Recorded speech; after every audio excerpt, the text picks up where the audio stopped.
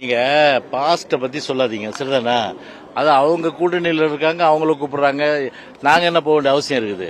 அதனால முக்கியமான கட்சி ஒரு எதிர்கட்சியா இருக்கீங்க. என்னது எது தமிழகத்துல ஒரு முக்கியமான கட்சி எதிர்கட்சியா இருக்கணும். ஆமா பாஜக தரப்புல அழைப்பு ஏங்க பிஜேபி பொறுத்தவரை அழைக்கணுன்றது நாங்கள் எதிர்பார்த்துட்டா இருக்கோம். நீங்க அவங்க கட்சி சார்பில் அவங்க நடத்திட்டு இருக்காங்க, நடத்திட்டோம். நீங்க நடத்துங்க இப்தார் நோம்பு திறன் நிகழ்ச்சி. எங்களுக்கு நான் மாறுபட்ட கருத்து இல்ல. இங்க பத்திரிகை நண்பர்கள் கூட இப்தார் நோம்பு திறன் நிகழ்ச்சி நடத்தலாம். அது சந்தோஷம் தானே, எல்லாம் நடத்துவோம் வாங்க சரிதானே? அதுல பிஜேபி நடத்துறத வச்சு என்கிட்ட கேட்டா அப்படியே நீங்க அண்ணாமலை கேட்டு அந்த கேள்வியை ஏங்க நீங்க அவரை மட்டுமே ஒரு குறியீடா வச்சு நீங்க கேள்வி கேட்கறது தப்பு தம்பி. ஏன்னா இன்னைக்கு தலைமை கழக நிர்வாகிக்கிறத 82 பேர் இருக்கிறோம். 82 பேர் வந்தோமா? இன்னைக்கு கழக அலுவலர்கள் இருக்கு, அவங்கவுங்க அவங்க வேலையை பார்த்துட்டு இருப்பாங்க. செங்கோட்டை வரல அப்படி பார்த்தா நிறைய பேர் வரலையே. என்ன நிறைய பேர் புதுக்கோட்டை சேர்ந்த எம்எல்ஏ விஜயபாஸ்கர்லாம் சட்டமன்ற உறுப்பினர் அவங்க கடமையாட்டத்துக்கு போயிருக்காங்க.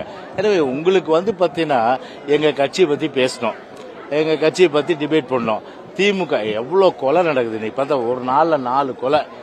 கொலையா முந்திரிக்கா அப்படின்ற மாதிரி கொலையான தமிழ்நாடு, கொலையா முந்திரிக்கான்ற மாதிரி தமிழ்நாடு ஆகி போச்சு. இன்னைக்கு பாரு, ஒரு காரைக்குடியில் ஒரு மாணவன் வெட்டி கொலை, செஞ்சியில போய் ஒரு டிஎம்கே ஒரு தொழிற்சங்க பொதுச்செயலாளர் அவரை கடத்தின்னு போய் க்ளோஸ் பண்ணிட்டாங்க. இதை அதுக்கப்புறம் ரவுடி போய் ஓட விரட்டி கொண்டு இருக்காங்க ஒரு மாவட்டத்தில்.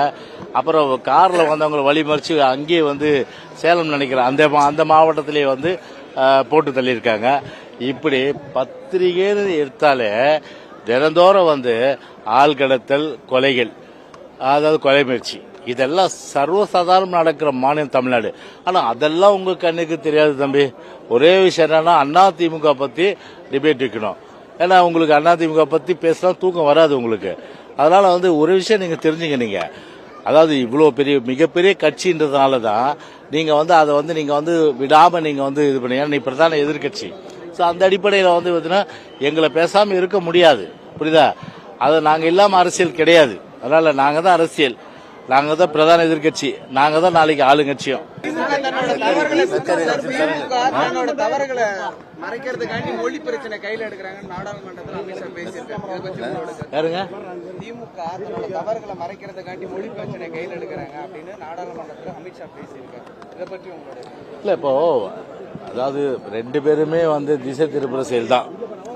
மத்திய அரசும் சரி, மாநில அரசும் சரி, மக்களை முட்டாளாக்குற வேலையை தான் பண்ணிட்டு இருக்காங்க.